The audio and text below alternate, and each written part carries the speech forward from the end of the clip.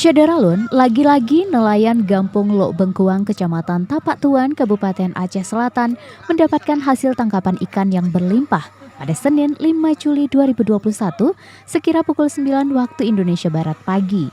Hasil tangkapan yang hanya menggunakan pukat darat ini menghasilkan 6 ton lebih ikan kue atau gabu. Menurut data Serambi On TV, hasil tangkapan ikan yang berlimpah seperti ini sudah 4 kali terjadi di lokasi yang sama. Amatan Serambi On TV di lokasi, ratusan warga berkerumun dan mereka tampak terperangah karena hasil tangkapan ikan para nelayan setempat itu begitu luar biasa banyaknya. Adi, warga asal Pasir Raja yang berada di lokasi mengatakan, baru kali ini dia melihat hasil tangkapan ikan menggunakan pukat darat melimpah seperti ini. Adi mengaku ikan jenis kue itu harganya tergolong mahal. Dari Tapak Tuan, Taufik Zaz, Serambi On TV.